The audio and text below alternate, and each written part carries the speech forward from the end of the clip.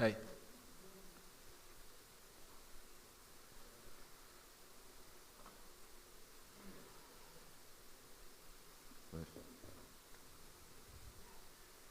Good afternoon, ladies and gentlemen, and dear guests, and welcome to our afternoon sessions of Winter League.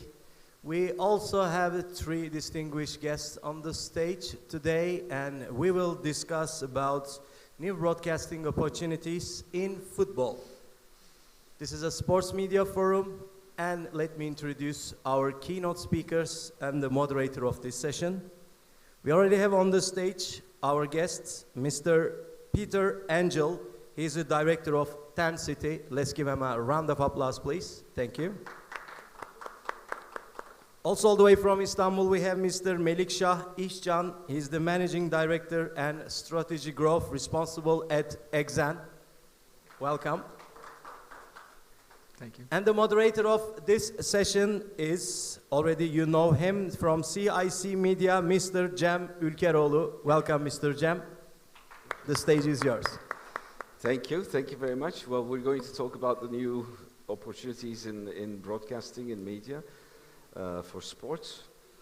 It has been a huge development since the beginning of 90s, starting by late 80s.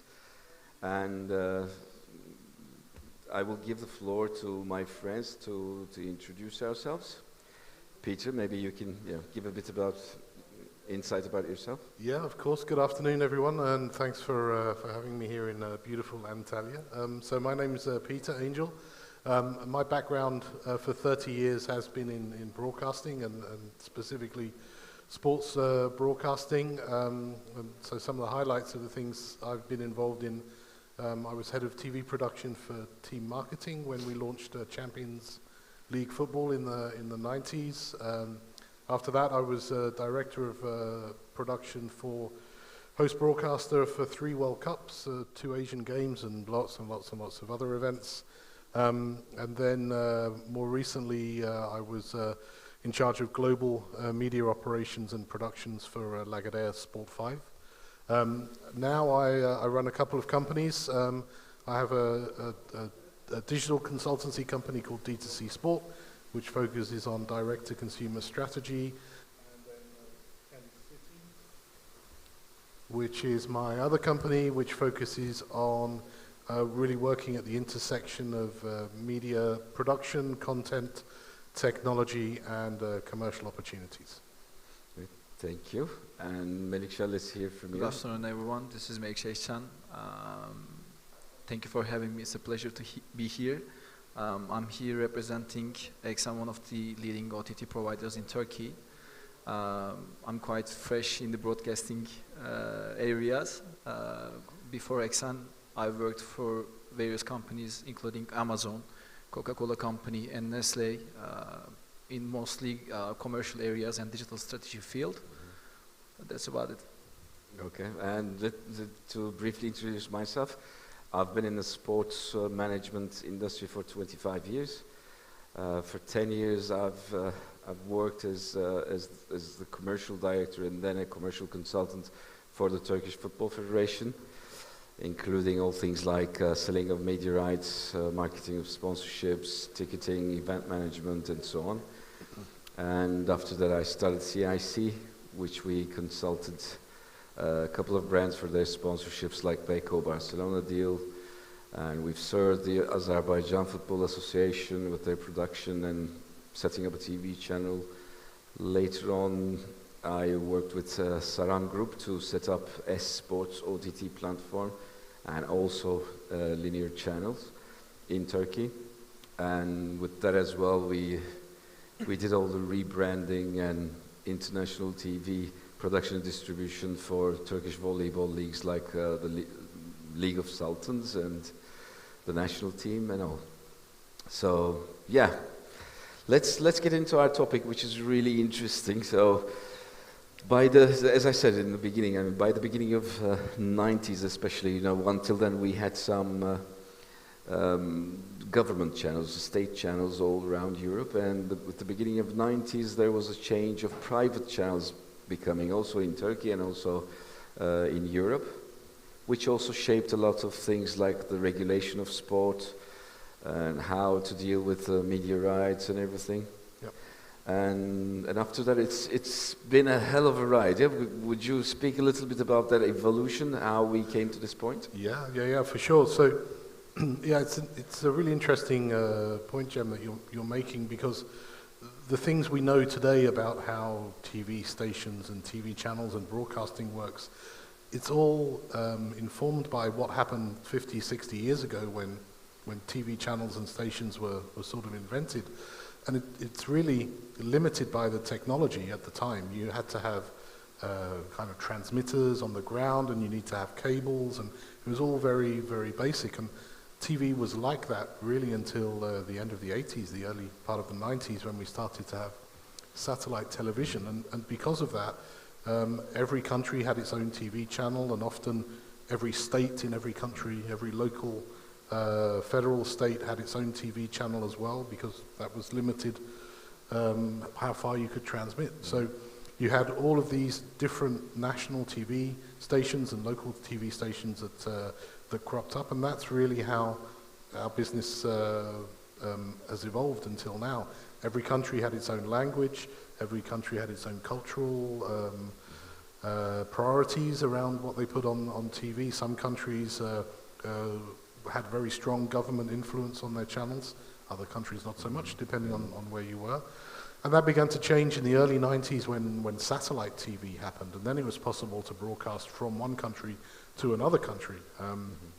I was involved in quite an early part of that story with a Scandinavian TV channel, Scansat, it's now Modern Times Group, which is a very big player in media. And they had their channel in London, but broadcast to Scandinavia, and satellite changed all of that. And that was really the beginning, I think, of the technical change. Then the next thing that happened was digital TV. And this was really the thing that changed life for pay TV channels. I think the satellite broadcast also gave way to pay TV, so that they could make people pay for content. 100%, yeah. So, and that's what the Scandinavian channel was all about. But what happened when digital came along, you could fit many more channels in the same amount of satellite capacity that you had before. So now you could have 10 or 15 or 20 movie channels or sport channels. And that really, in the 90s, that was the whole change when we shifted from free-to-air or kind of commercial linear TV channels run by the state, more or less, or controlled very much by each state, to this kind of much more commercial situation where you could have pay TV channels. And that's all of a sudden where sport got money. Because these pay TV channels realized that starting with football, but really every sport, you could monetize that. And suddenly money started pouring from TV channels into sport. And that was a real big change for sport in the probably in the mid-90s. So now at this point, we have reached a really new level with the broadband and fiber cable communication and everything. So now we're moving from satellite to streaming. I guess, I don't know if you agree with that. So as you're leading the strategy of the current, probably the newest OTT operation in Turkey. Newest. So, as Peter mentioned, the advancements in technology and internet has made a huge impact on how content is made, distributed, and consumed. And with the growing penetration of smart devices, the very famous trend of everything on demand finds its way up to the sports business and broadcasting as well. So I believe that this convenience drives the penetration of OTTs basically, and the increasing demand coming from the linear TV to OTT has been driven by that fact.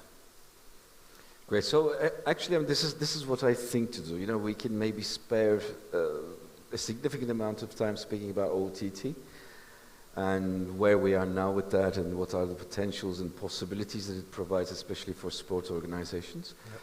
So, would you want to say something? Yeah. Start with? So, as Melissa was just saying, this shift from a broadcasting infrastructure dominated by satellite and cable to one dominated by IP, the internet, this causes another massive change, and it's even bigger than the satellite and digital change we had in the 90s, really, because this whole approach to producing content digitally and then distributing it digitally over the internet has done one really important thing. It's democratized completely the TV production and broadcasting process.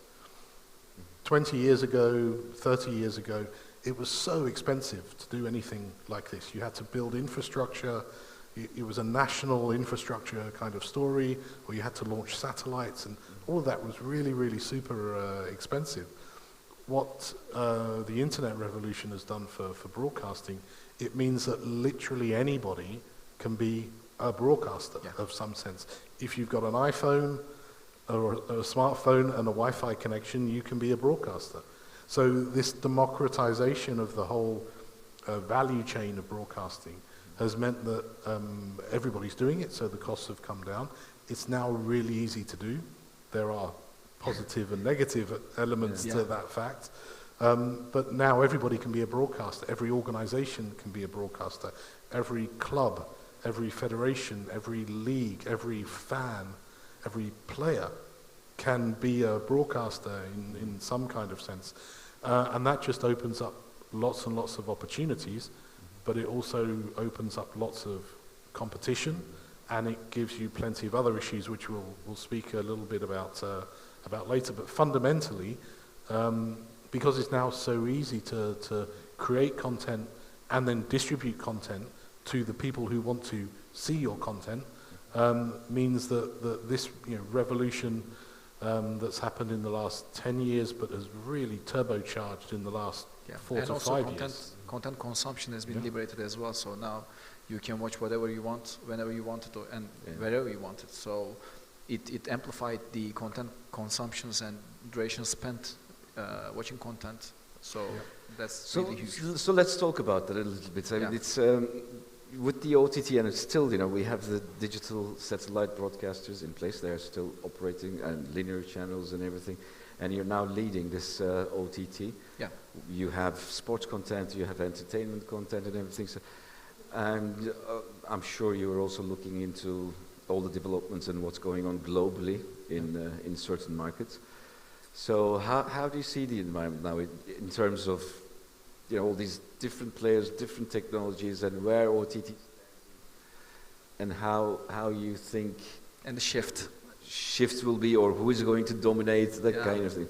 So just give us a little brief about internationally or worldwide what's going on. I mean, let's say like launching an OTT is all about the recruitment and retention of that user. So when it all first started with let's say Netflix, the contents in terms of categories were dominated by just VODs and like TV series and dramas and stuff. But since the market has been mature enough, the players have been looking forward for incremental recruitment. So that's when they started considering launching live sports events as a category. So, and I think there's a huge potential there because the sports events have the highest engagement rates, and people would love to watch those events. But as Peter mentioned, those were really expensive. But now, since we have a solid user base in terms of like the OTT adoption is coming to somewhere. So I really think that there is a huge potential for both intellectual property right holders and also license holders, but also for consumers and also the players and platforms. A huge potential to monetize those intellectual property or license globally. So I think the economies of scale or scalability and expansion potential is huge there, and we are definitely looking forward to seize it in a much deeper sense. Coming to this point, it's been, I mean, moving to satellite broadcast and pay TV has changed a lot. Like we've seen the formation of Champions League, we've seen the formation of Premier League, which, was not just a name change, but also, underneath all the regulations change in order to adapt to the new media landscape and commercialize it in a better way. So how do you see from the sports side of things, not just from the OTT operators or satellite operators? So how do you see the sports organizations and, what kind of standpoint they must be adapting for themselves? Yeah, so that's a really interesting, question, because this hasn't been a revolution as much as it's been an evolution. So what we have is a situation where we have this brand new digital internet world of production and distribution. At the same time, we still have broadcasters. We still have national broadcasters in every country who command very, very, very large audiences and have a cultural significance in each country. I guess TRT here in Turkey, ARD in Germany, France, they are iconic places to go and watch sports. So they still have a relevancy. And then you have the new aggregators, the platforms, like XN, like Amazon Prime globally, Netflix globally, and every country has their own platform or competing platforms. And then you have the rights owners themselves, and that's what you guys representing clubs and leagues and federations. You own your rights. It's up to you to do something with them. You can sell them to XN or a broadcaster. You can sell them to TRT here in Turkey or one of the other broadcasters, or you can do something yourself with them. And that's both the opportunity and, in a sense, the threat, because there's no clear kind of pathway. There are still lots of options. One thing I would say, just in my observation around how the media landscape is changing, yes, absolutely, there are these OTT platforms, coming along who are clearly a threat to the old broadcasters. But at the same time, the broadcasters have recognized that years and years ago, and that they're now spending a lot of time and money working out how to defend that threat. So this really becomes a chase for an audience. And at the moment, the audience is still with the old school broadcasters. When you imagine your country, Turkey, for example, gets to the final of the World Cup. It could happen. Yeah. Or to the final of Euro. That match is going to be on TRT, I guess, on TRT1, and 100 million or 80 million Turkish people are going to watch it on TRT.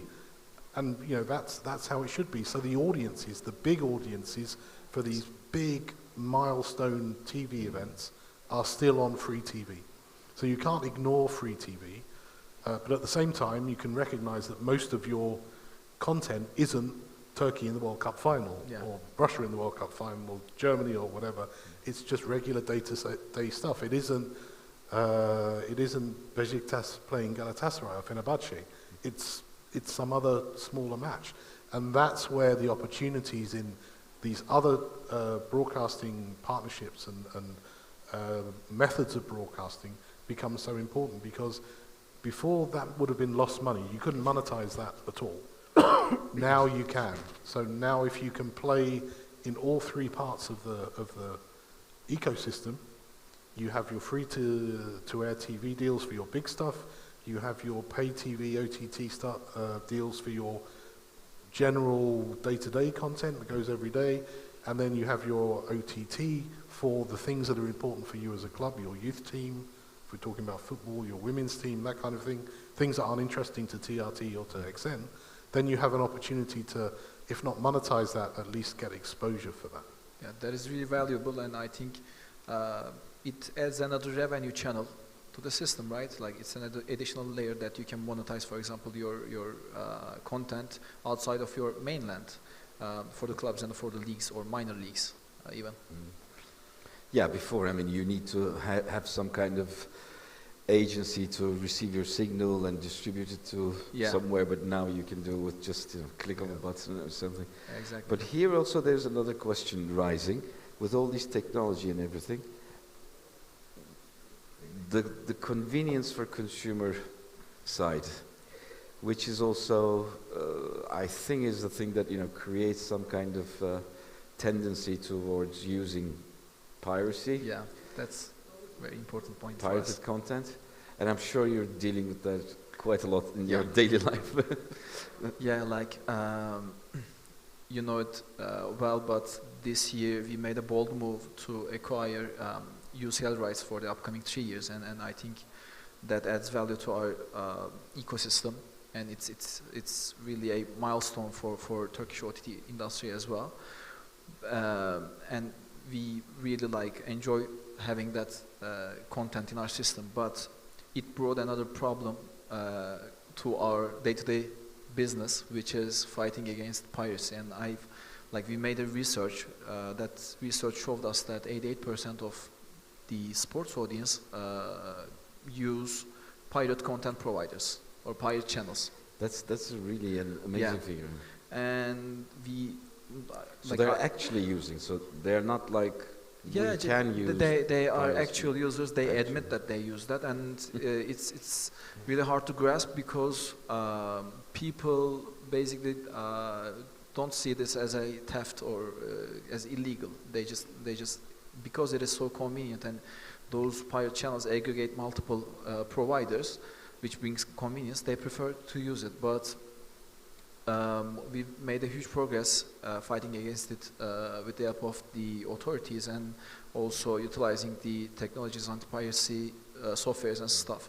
But even I really we are really trying hard to understand how to avoid it, because the 88% is lost money for the clubs, for the ecosystem, for the leagues and broadcasters, and it is an important issue to be dealt with. I absolutely agree with you, and there are different approaches to how to deal with piracy. At one level, if it's on an industrial scale, it's relatively easy to discover, and it's relatively easy to do something about it. And not always. I think lots of you may be aware of the problem with Be In and the pirate Be Out channel, which basically just copied Be In's content and rebroadcast it for free. That was a very large industrial piece of piracy, which was very difficult to solve. I think it is solved now. A lot of piracy, though, is just done by individuals, and I think there are different ways of looking at that. And Melissa made a very good point when we were talking about this earlier today about how things were in the music, business 15, 20 years Napster. ago. Yeah, exactly. And Spotify. Napster, versus Spotify now. And if you look back in the digital revolution and the internet age, actually whatever happened in audio terms 10, 15, 20 years ago eventually happens in video. And I think what will happen is that we are going to find a new business model which doesn't try to fight that level of individual piracy, but just accepts it's a reality and creates a new ecosystem. Legitimize it in a sense. And as you said, whereas 20 years ago people were going to court to stop being on Napster, now they're going to court to try and get on Spotify. Yeah. And it's quite likely that we're going to see that sort of same transition as the kind of attitude towards the way video content is shared changes, and we see that already now. When a club or a rights owner, a federation, shares clips on their own website, let's say, or on their own Twitter feed or on their Instagram feed or whatever, on their TikTok, people then repost that on other channels. So is that a good thing or a bad thing? Well, you could say it's piracy, and some people say, no, we don't want that. Arguably, if those people who are doing the reposting have millions of followers, actually you've just found 1 million viewers that you didn't have before. That's monetizable, because now you have a million viewers for your sponsor. And also the social media companies such as Facebook and YouTube creates a sort of a infrastructure to follow that attribution and attribute to the views to the content owner itself. So I really believe that the ecosystem will come to a place where those problems will be solved with the use of those new technologies and ecosystem. Yeah, also I think because there are a lot of pay services now on OTT or digital broadcast, so I think that it creates some kind of inconvenience for the consumer that you have to pay for the Turkish league, you have to pay for Champions League, you have to pay for Premier League or tennis and stuff. So they're all around somewhere. So yeah, maybe let's say in some later stages there will be strategies on try to increase that level of convenience so that people can just go with the official or legal channels. Yeah. Yep. No, I think you're right, but I think so. At the moment, the rush is towards a subscription model, which in general makes a whole load of sense if you're probably single transaction, high return on investment. You have a monthly or a quarterly or an annual view of your revenues because you know how many subscribers you have, you know what they pay every month, you know what your churn rate is, you know what you spend on marketing. It's good, comfortable, forecastable business model. But the problem is everybody's doing it. So on the consumer side, if you want to watch all the sports you want to watch, you end up having 15 different subscriptions, and all of a sudden, instead of €7 or €10 per month, you're spending €100 a month on subscriptions, which before maybe didn't cost you anything if you wanted to watch all the matches of your club, or you wanted to watch a whole season of Formula One or something like that. So I've got a feeling what's going to happen next will be subscription fatigue, where people will just say, okay, I forget all this, I'm not going to... And so maybe the new model, and it's already starting to happen, a subscription aggregators, who will be able to bundle all of the subscription platforms together, and then you can have a buffet, a menu where you choose what you want from all those subscriptions. And maybe pay-as-you-go models will evolve, and at the end of the day, what you consume is the content itself. Yeah. So I think in a very short amount of period, maybe a global company will come and... That's the next evolution we should be expecting. Because in every vertical, next big thing is always the aggregation. Imagine e-commerce. Exactly. Amazon is aggregating products. So why not aggregate content? So let's go again to the sports side, since our audience is sports, and we've talked about what's going on in the market, and that's where we have come to, and it provides enormous opportunities. Actually, it's as you said, broadcasting was really, really expensive thing to do for anybody, but now it's much easier. And starting from where you stopped, it's a subscription. It's not just for sport, but for any kind of industry. That subscription and subscription modeling, it's really, really important. So currently what we do in sports is that we sell our rights to some broadcaster. Not necessarily for the live content, but for many things. There are all these companies and operators who buy into, because they have all the know-how and experience and the people and the team and the funds to do that. Yeah. And then they go on to sell to the consumer. And we also spoke about this piracy and all these different products, and that the consumer needs to subscribe to. So now maybe we can try to brainstorm a little about what sport organizations can do, or what kind of possibilities and opportunities this new technologies provide for them to use their content, it's audio or video or whatever, or maybe even merchandising and how to get people subscribe and how to monetize, and not just for the big names, big brands, but also, let's say, for mid-table clubs or any other sport event. Who want to go first? There are tons of opportunities now. We've talked about it before early this week, but social media is a tool to monetize. Is a channel. OTTs are great tools to monetize your content. Mainstream TV channels as well, but the common ground is you need to have a solid content, and you have to have a solid content creation strategy to be monetized. So I think that because at the end of the day, what you want to gain is fan engagement, right?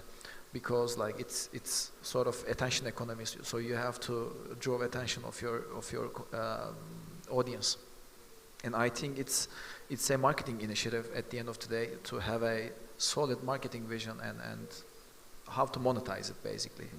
So I think these sports clubs are evolving to become corporate brands, right? So it's media and entertainment companies. yeah. I mean, it's sort of like the institutionalization is. But that's maybe that's the problem. I mean, majority of the clubs, yeah, of course. I mean, there are all these big elite clubs who have, big number of experts and professionals employed in-house. But there are really a majority of clubs, I think, struggle to understand what the real product is, and if you don't know what is the value, what is your product, then it's also not easy to sell it or how to make money with it. Yeah. No, absolutely, and in the end, this comes down to finding your audience, and it's probably in our experience the most overlooked part of the ecosystem. I mean, you can make the best content in the world. You can make, if you're a club, you can make behind the scenes content, fantastic stuff that people would love if they knew where to find it or knew it existed. But if you don't tell them, it's never gonna get seen anywhere. You might know this better than I do, but I read a stat somewhere, every second of the day, something like 8 hours of content gets uploaded to YouTube. Yeah. 24 hours a day, 7 days a week. There is just so much content, and making yours stand out and making people know or be aware that it exists, and then try to get them to be interested in it. Yeah, you've got to go out and grab that audience. So just simply making content and throwing it out there is not enough. You've got to work a lot harder, and all of that costs money. So at a certain point, this isn't free. Yeah, it's free to stream yourself on Facebook or TikTok or whatever, and that's great. That doesn't cost anything, but that only gets you so far. So, as a club, you've got decisions to make about how you want to monetize your content. And for many clubs and federations and sports organizations, they need guaranteed revenues, or at least forecastable revenues, and the things you've got to sell to generate those are commercial rights, media, sponsorship, that kind of thing. And if money is important, and it generally is to most professional clubs, then that's the first thing that you do. You work out how to sell what you can sell, and then you look at what you've got left over after you've sold that, and try and come up with a plan for something to do with that. That we can do better, I think, is what I'm saying there. You need to look at this whole problem in one go, and then get the right kind of advice from people who really understand the market and can come up with a good strategy around what you should be doing, what you should be selling to free-to-air TV, what you should be selling to pay TV, what you should be selling to OTT, what you should try to do yourselves with social media or on a club channel, and how that affects your sponsorship as well. Your sponsorship revenue could be 100 because you're getting 1 million viewers every week on the state TV channel, but if you take that away and you get 100,000 viewers every week on a pay TV channel, then your sponsorship revenue won't look the same, or you'll have a very unhappy sponsor. So, this ecosystem is now fully integrated, and you can't just look at one piece on its own. And that's probably the strongest thing, the piece of advice I'd give is to don't look individually just at media or just at marketing or just at social media. Look at all of it together. I think it's a granular strategy, right? Yeah, I think it's not only true for media and marketing, combined to each other and have a comprehensive approach to that. But I think also coming from a club's perspective, it is also need to be understood and maybe built into the culture of the club that media, marketing, merchandising, ticketing, the coach, the player, the physio, and everybody is just that, part of that thing. Plays a part, yeah. So when you're creating content, you're creating content from the players, or let's say, as I said, from a physio or whoever, you know, or an employee of the club. So having this approach that there's one product and everybody works for that. It's not easy sometimes to get. I mean, I've spent 10 years in one of the most important governing bodies in the country. So you know, there's sportive departments, there is commercial departments, there is communication, there is legal guys, you know, and everybody goes like, you know, they're doing their own thing. Yeah. But in the end, you know, you want to do something good, something better, and make more money, and everybody should, you know, somehow have this comprehensive It's look an to the whole ecosystem thing. shift, yeah, mindset shift. But at the end of the day, it's really important to understand, dive deep and understand what your audience would like to see. Because at the end of the day, what you do is to entertain this audience or this ecosystem so that you can monetize that content. And it's really like lies in the data and like trying and fixing kind of strategy. So it's really important to have that vision and have the necessary talents in your system to execute that vision. But yeah, I mean, like today's world is like growing, like today's social media ecosystem and content ecosystem has been growing rapidly, and it's really hard to catch up. And I assume that it would be frustrating for I mean, a sports club to catch up with that while working on the core business. Mm-hmm. So it's as I've said, like it's really important to institutionalize just to achieve that, because like once you have the like relevant structures and silos in your company, such as a corporation would do, then you'll the possibilities we have in this is really limitless. yeah. I mean, think of something and you can find a way to realize that. Yeah, I mean that's certainly possible, but it needs to be balanced against all of the other things that you're doing, and you know, the importance of guaranteed revenue. You know, if you like, the after effect, the aftershock of the 90s earthquake of digital TV and satellite and all these pay channels, and it's been felt in every single country, is, you know, it's completely normal for you know, player transfers to be tens of millions of dollars, and for players to be paid, you know, whatever, $250,000 a week, or, you know, $500,000 a week, and all of that has been funded by pay TV. So pay TV has a lot to answer for there, and pay TV channels make money, right? So, you know, it works, Yeah.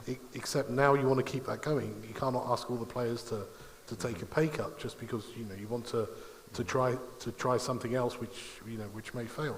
So it's a very delicate financial structure, you know, and you see a lot of clubs in many countries, not just first division or first league football clubs, but in all professional sports, generally speaking, don't make a lot of money. They lose money. In fact, in many cases. They make a lot of money and they lose a lot of money. Yeah. So, you know, there's a reality here about what happens next, and obviously the pandemic hasn't helped, you know, because all the other revenue streams have suddenly disappeared.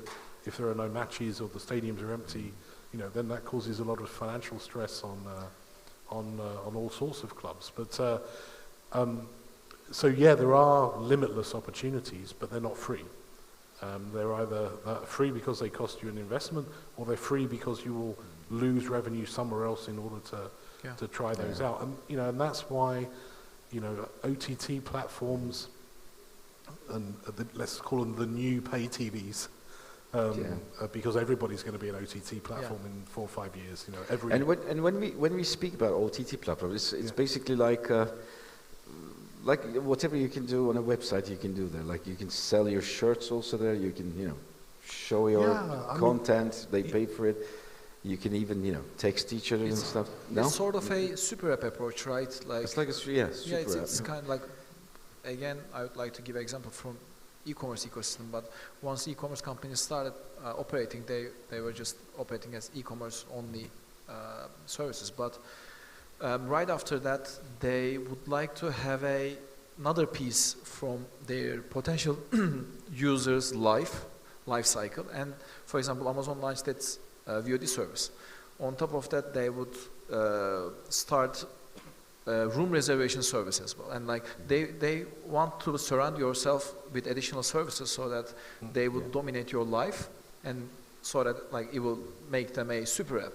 That's this decade's approach. So why not start selling merchandises of the clubs if you have UCL rights, broadcasting rights? I mean. And I think it's a good example that Amazon started with the Christmas time zone for the Premier League rights, broadcasting them. Yeah, exactly right. So because the shopping is increasing, and that they combine it with the content of Premier League. Absolutely right. I mean, they had a few matches earlier in the year as well. But I mean, Amazon is a really good example of. Amazon's not a broadcaster. They're not an OTT content aggregator. I mean, they are now, but the only reason they're doing that is to sell more Amazon things. And that is a perfect example of using OTT as part of your direct-to-consumer strategy. And if there's one thing I can leave you with here today, one thought is that OTT is important, but OTT isn't the only thing. OTT is a part of direct-to-consumer, and you should be considering your entire direct-to-consumer experience, your entire ecosystem, and probably realizing, like Amazon have done, that a really good way to increase your D2C presence and your D2C revenues is to start with an OTT product. Because if you can effectively give that away for free, which Amazon are doing, you then drive business or you drive revenue into all other areas of your business. And I think that's a really important lesson to learn from that Amazon story. So shall we move on to some questions? Sorusu olan seyircilerden. We may move to questions and answers, please. Raise your hands if you have any questions.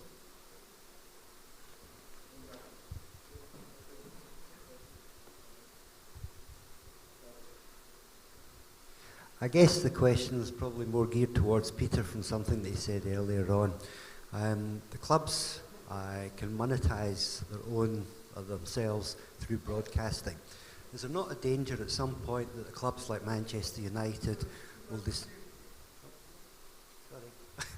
Is there not a danger that clubs like Manchester United may eventually decide to come out of the broadcasting situation that they're in just now with the Premier League and try and go it alone?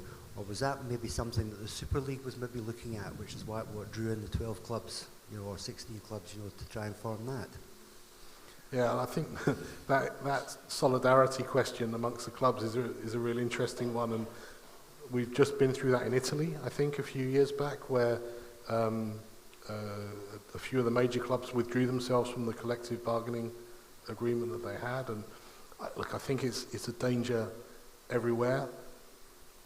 In reality, though, being Man United and being on your own and being outside of the league means you've got nobody to play, right? So you're, Yeah, but I would imagine if Manchester United went it alone, and some of the other clubs, the top names, would probably come together and say, okay, let's go for it, boys.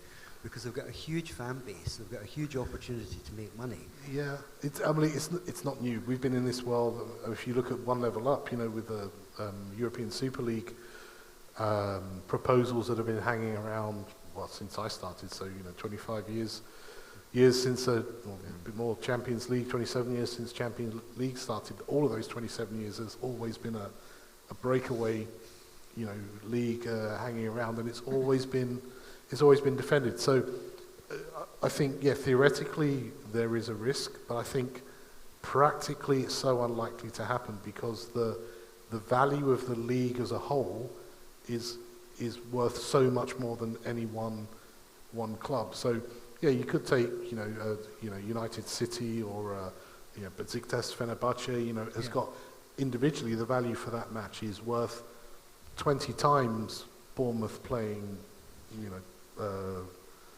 Newcastle. Or maybe Newcastle's a bad example, but you know what I mean. But you have to have all of those matches in order to make the whole thing work. Otherwise, you won't just have a whole season of Besiktas Fenerbahce paying each other 15 times each, because that devalues the content. Actually, I mean, coming to the point of the European Super League thing, I don't think it's necessarily a bad idea. It's just that you have to adopt the competition system accordingly. So when you have a European Super League, it means that then the competition should be on the continent wide, just like you do on a national basis, So you can go down from there, but again, having promotion relegation kind of, it's completely another set of mind, which might make sense for many because, let's say, top 12, 15, 16 clubs are making significantly higher amount of money than the others. So it's, starting by the 90s with this TV revolution, the gap is increasing and increasing, and it's never coming down. But Premier League is, we can say, one of the most fairly distributed TV income. If you look at Spain or Italy or countries like that, but still, the gap is increasing because there's another competition called the Champions League, which provides to the top 4 of England, for example, to extra amounts like 100 million, 150 million, which is a club like, I don't know, let's say on the 16th, 15th position in the Premier League gets the whole year, maybe less than that. No? Yep. So this system is making it more and more increased gap between the top. So I don't think really it's not that bad idea. No? So maybe another question. We should do a whole nother session about about that story, about football finance in the media. It's a tough one. I mean, there are some examples in real life here, not so many in football, but in ice hockey, which is probably not so big in Istanbul, in Turkey, and here in Antalya. But the KHL,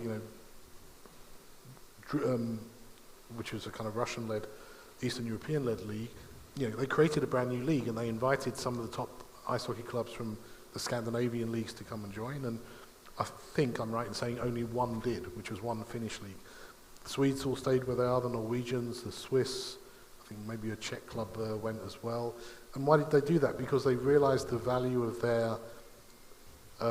their own club was linked too closely to the league. So to come back to your example, let's say Liverpool and United and City and Chelsea decided to step out. Then they would have the rights to their home games. But they wouldn't have the right, for example, for Everton-Liverpool. The most important derby in Liverpool season. It wouldn't, you couldn't watch it on that channel. So, and that ends up being more important to the fan base, the accessibility of that content, rather than kind of taking yourself out of a collective agreement for the good of a league as a whole, particularly when it's a meritocratic league, right? And you might find yourself relegated because of some fluky seasons. Well, if it was a franchise league where you were in it until the end, then it'd be no problem. You could do those kind of things. But as soon as you've got a meritocratic league where there's a risk that you're not going to be in it, and that's the European way, actually. Yeah. Generally speaking, I mean, there's very few franchise-based leagues around, and and so even the best clubs vote to not do that because you just need to have one bad season and you could find yourself going down, and then it's all over. If you're United, then it's absolutely game over. That would never happen. Well, happened to Leeds. United went down once before anyway. So. Any other questions from the audience? Just İlk sıra. Öncelikle vermiş olduğunuz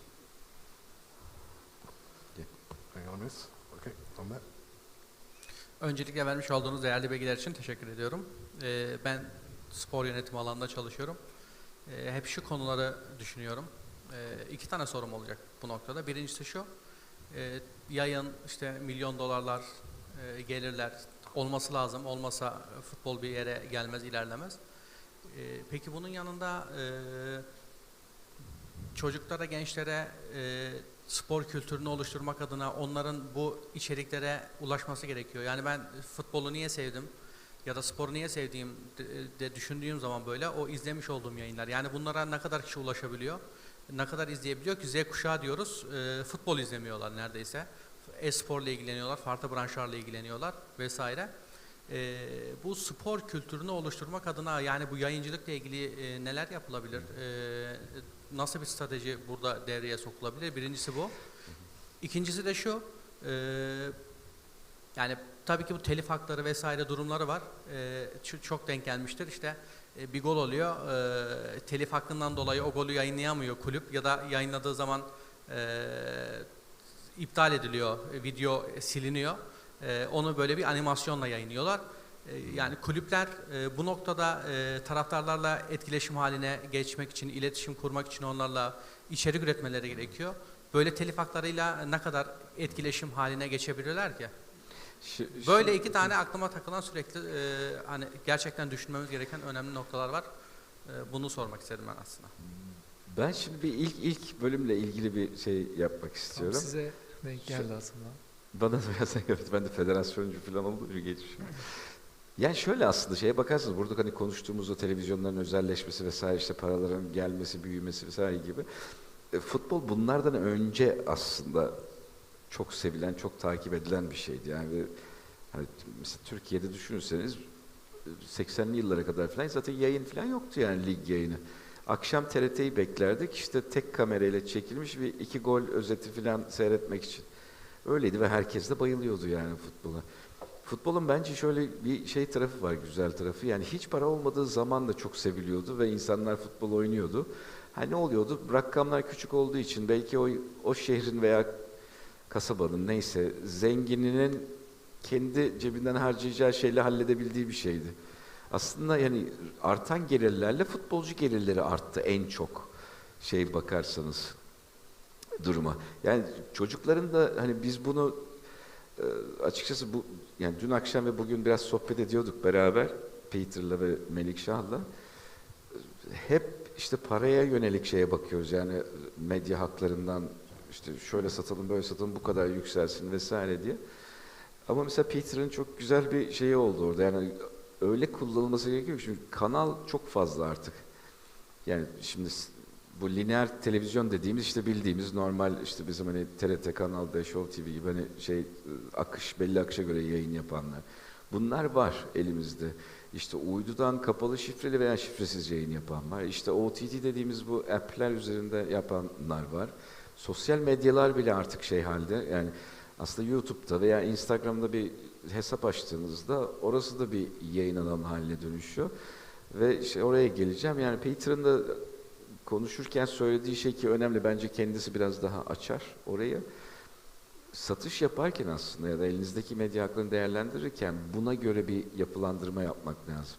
Şimdi spor gibi çocuklar da görsün ya da o paraları ödeyemeyecek olanlar da görsün ki Türkiye gibi hani ekonomik olarak Avrupa'nın gelişmiş ülkelerine göre daha kısıtlı ya da hani popülasyonun kısıtlı ekonomik imkanlara sahip popülasyonun büyük olduğu ülkelerde mutlaka ücretsiz kanallar için bir ayrımı olması lazım. Ve çocuklara, gençlere bunun sağlanıyor olması, yani bunu görebiliyor, izleyebiliyor olmaları lazım ki elinizdeki içerikten de aslında feragat etmiş olmuyorsunuz. Gene aynı paraları kazanabilirsiniz. Yani bu şekilde yapılıyor. Spor kültürü dediğiniz şey çok geniş. Burada cevap veremem ona. Ama ana sadece şöyle geçeyim. Televizyonla bir ilgisi yok spor kültürünün bence. Spor yapmakla ilgisi var. Sivil örgütlenmeyle ilgisi var. Yani bizim ülkemizde özellikle yani gidin herhangi bir küçük bir kasabaya gidin mesela, hani nüfusu 1000 olan. Mesela orada bile insanlar, aileler, çocuklar, okullar etrafında toplanıp bir kulüp olmazlar veya bir spor müsabakası yapalım vesaire diye organize olmazlar. Bu kültür biraz sporu yapmakla ilgili. Yani televizyondan görmek tabii hani bir etkisi vardır, etkisiz diyemem öyle bir şey ama bunu yani çocukların oynamasıyla, yarışmasıyla, bulunduğunuz çevrede, köyde, kasabada, şehirde insanların örgütlenerek hani kulüpleşme, bir aktivite için bir araya gelmesiyle olur ki bizim ülkemizde ciddi şekilde zayıf bu. Son bir örnek verip Peter'a bırakacağım şeyi. Mesela Türkiye Futbol Federasyonu bizde profesyonel ligleri yönetir. Bizde bir şey yoktur, ayrı bir lig yoktur. Mesela Almanya'da profesyonel lig Deutsche Fußball Liga altında örgütlenir. İşte Bundesliga 1-2 diye. O ayrı bir yapıdır falan. Almanya Futbol Federasyonu'nun 30 bine yakın amatör kulüp üyesi var. Amatördür Alman Futbol Federasyonu. İspanya Futbol Federasyonu da amatördür. İngiliz Futbol Federasyonu da amatördür. Bizimki profesyonel, bizim amatörümüz dışarıda. Yani biz amatörü mesela böyle işte şey gibi ASKF falan, Türkiye Amatör Spor Kulüpler Konfederasyonu falan gibi yapılar organize ediyor bizde amatör futbolu. Yani federasyonunki çok daha minör bir şeyde kalıyor yani yaptığı şey. Şimdi 28-30 bin kulüp Alman federasyonunu seçiyor, yönetiyor, yani hani bölgesel vesairelerle gelerek yapıyor bunu. Bizde kulüp sayısı şu, yani kaç bin, ben en son baktığımda 4-5 bin falan civarındaydı. Diyelim ki 8 bin olsun. Bunlar da yani birçoğu aktif bile değil yani. Ya ben federasyonda çalışırken biliyorum, hani faksı, telefonunu falan bulamıyordunuz. Yani işte oradaki bir dükkan sahibine faks çekiyordunuz, oradan alıyordu falan böyle. Yani böyle şeyler yaşıyorduk yani şeyde. Maalesef bu sivil örgütleme, sivil katılım, birlikte bir şeyler için organize olma, oyun oynama, spor yapma da bunlardan biri. Özellikle çocuklar için spor yapma diye bir şey yok ki, zaten oyun oynamak var yani aslında bakarsanız şeyde. Maalesef şey böyle bırakayım. Yeah, and I think I'd agree, Cem, there with your final point and your second question about how to reach the younger audience. What's different now in the last 10 years or so is that before you were competing for the attention of youngsters against another club, maybe, or another in your country, or another sport, in your country. So, did that kid want to play football or volleyball or swimming or athletics or something else? But the culture was around sport. Then it kind of moved on to, well, if the child was into football, they could look at following a local team, or maybe Besiktas or Galatasaray or something. But actually now they're more likely to want to follow Paris Saint-Germain or Real Madrid because Messi's playing there, or or they want to follow NBA because they love the stars of the NBA, and NBA basketball is much more interesting than Turkish basketball. So the problem kind of got worse just in the sports environment. Now it's even worse because they're not interested in sport anymore as much as they are in esports and gaming and other stuff. So you're competing, the amount of competition you've got as a traditional sports club has just increased like crazy. And the only way to get your potential fan back is to go where they are. You've got to go find them and talk directly to them with the channels that they're used to using. And that means a complete change in mindset, shift in the thinking of a club, that you're not competing on a football landscape anymore. You're competing on a global landscape against every single other sport and e-sport, an online game that exists out there. Because for those of you with kids, you'll know that straight away. Your kids aren't going outside; they're staying inside, on their phones or on their computers. Fortunately, unfortunately. Any more questions? I have a question you may find interesting, because today we're discussing new broadcasting opportunities. You're already experts in your fields of conventional broadcasting or the modern technologies, but the world is going through AR and VR. Everybody's talking about metaverse and more immersive experiences. People want to be a part of the game. They just don't want to watch the game. I myself own a technology company for kids, and we are developing interactive programs and shows and software for them. And what are your predictions about football? Are we going to see those kind of future techs in the near future, or is FIFA a little bit against this and they want more classical, conventional way to watch football? Can I? Yeah, that's a perfect question, and then it's a relevant one. So recently, we've been digging this field, and actually, as you mentioned, like there's a lot of things going on in this area, like blockchain technology, Web3, and all of those like immersive experiences and stuff. I think at the end of the day, the content is the same, and the experience is evolving. So there's a device independency, I believe. It's regardless of the device itself, people will want to watch football games, sports events, live events, and I think it will open another door to add another layer to this experience. So because I think there's a way to go, because the penetration is really important there, and I know that Apple will launch its AR VR glass in the upcoming year. Google has been investing heavily. Meta acquired Oculus and stuff. So I think there's a potential there, because like for now television is a screen and your mobile phone is another screen and the glasses will be another one. So I think, and actually like AR will add another layer to the real life. For example, when you go to a stadium, when you put your AR glasses, maybe you can see the stats over the football players and stuff like that. So there will be use cases coming up, and I think the trend, we recognize that trend, and we are looking forward to innovate towards this trend. But for now, we're just observing and trying to understand. These are basically, I mean, new technologies, and they are always being adapted to football, and they will whenever it's appropriate. Like for example, I just said, we were having like 1 camera, 2 camera, recording the match, and then we had these technologies like Spider Cam came along, and then suddenly you were just over the field, And I'm sure that these broadcast enhancements, and that is going to increase the consumer experience consuming that media content is important, and there will definitely be adopted. But what I just want to say here is that, especially with the kids,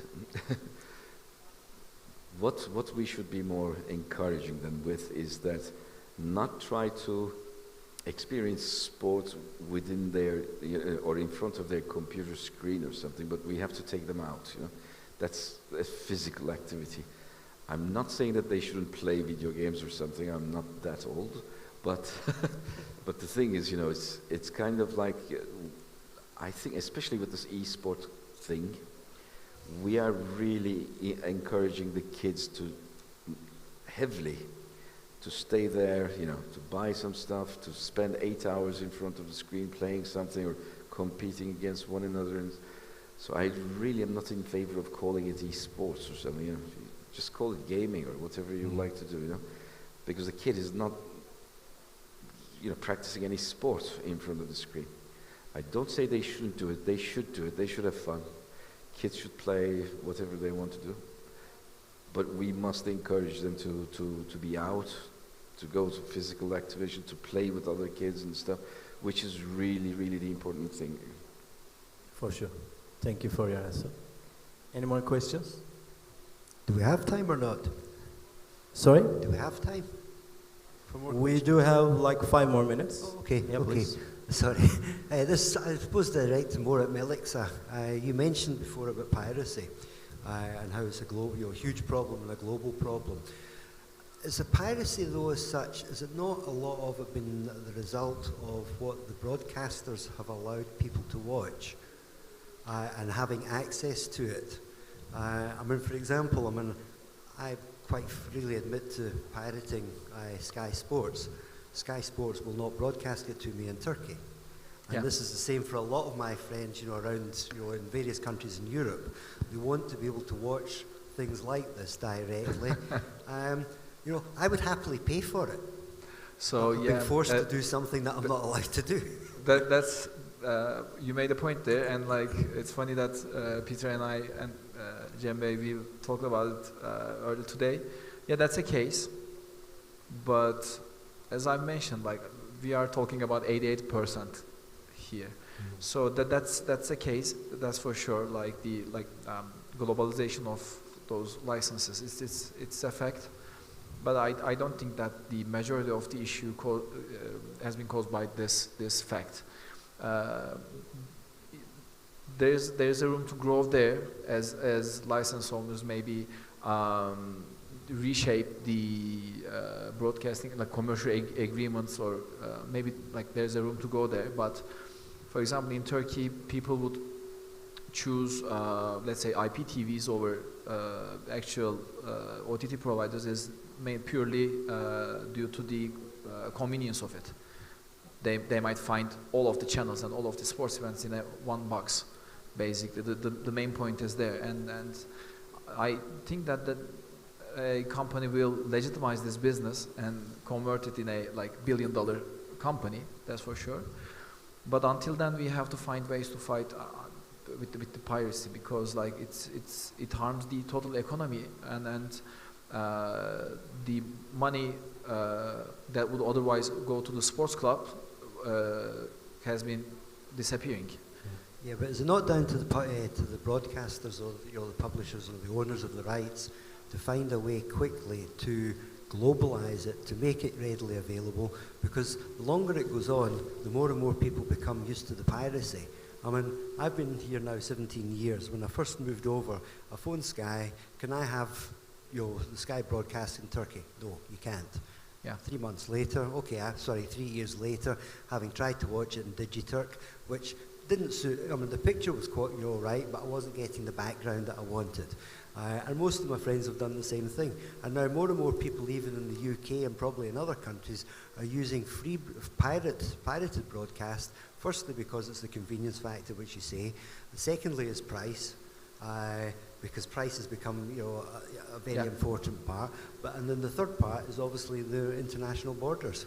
Yeah, it's but sort of somebody has to do something fast, otherwise it's just the piracy element is going to grow quicker and quicker. You're absolutely right, and it's sort of a like subparts of a flywheel, because like everything affects the other thing. And you said it should be affordable, but in order to make it affordable, you should gain a traction, and like you should reach a certain economies of scale. You should reach a scale.